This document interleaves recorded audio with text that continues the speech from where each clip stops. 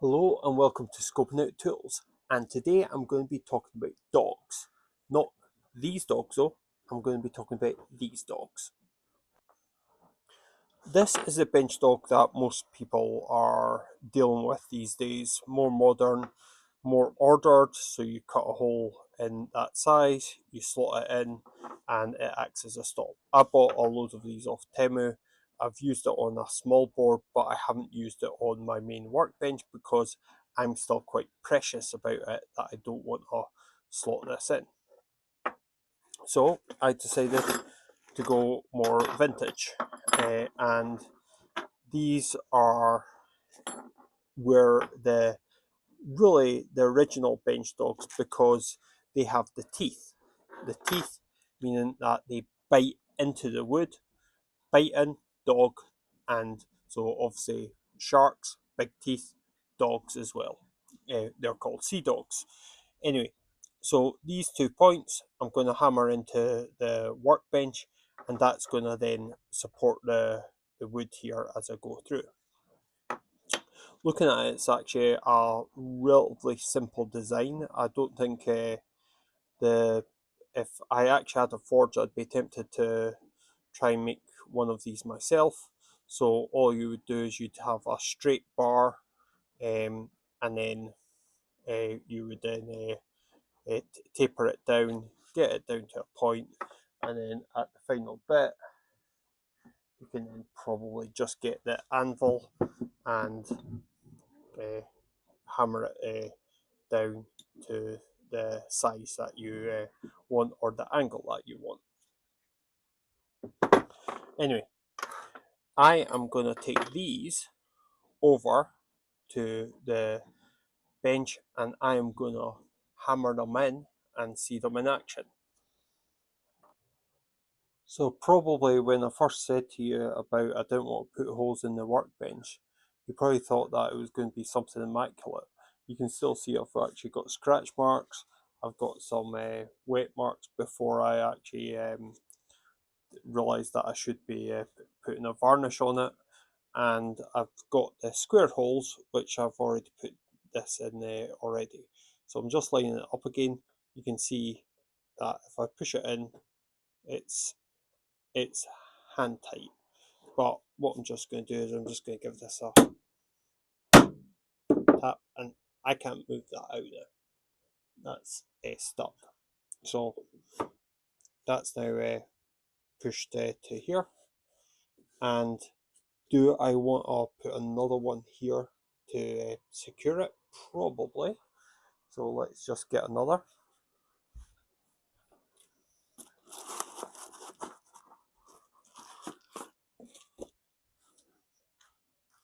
I don't think I actually needed to get another for it, but I'm just going to put another anyway, now that I'm less worried. Right, okay, so that's not going to go anywhere. And now I'm just going to get my plane.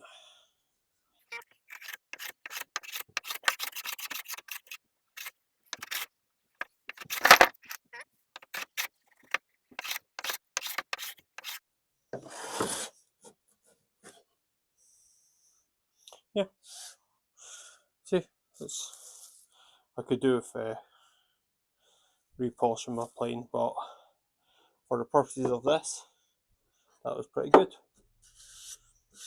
It felt secure. It wasn't moving around. But yeah, I could obviously take it off there and see it's not fully in, just little holes there. But for that purpose of that test, I was happy with that. So just a little knock on that.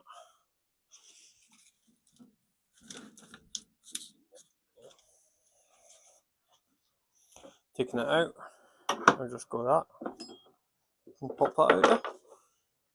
And that is my little holes now, but nothing falls through it. Maybe a tiny amount of sawdust, but nothing major falls through it. So yeah, I'll just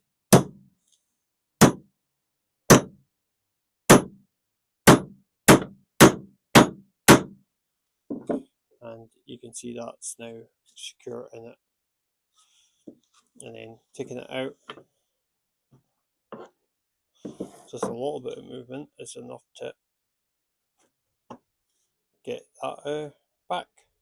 So I will be doing this on another piece of wood, and then maybe doing a cross section to actually see the difference between this and, say, a wire nail or something. So what do I think of these little bench biters? They're pretty good.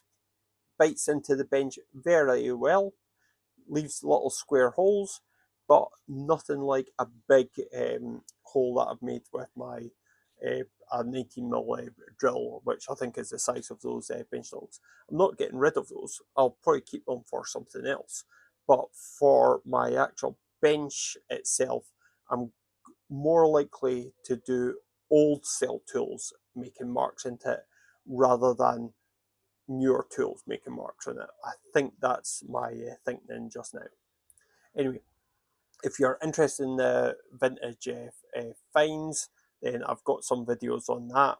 If you're interested in, say, me crafting stuff, I've got some videos on that.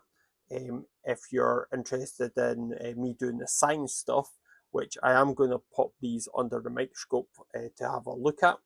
And also, I might have a look at what it does to the wood as well. Then feel free to actually follow along to actually catch these future videos. But there's past videos that you can actually have a look at as well. Anyway, if you want to find more details on these little things and plus other tools that are like this, probably one of my favorite channels to watch on that stuff is Rex Kreuger and also Graham Blackburn. Both of those I'll link in the actual description because both of them are actually very, very nice presenting styles as well. And they're fairly big channels too. Anyway, thank you very much for watching Scoping Out Tools. Bye for now.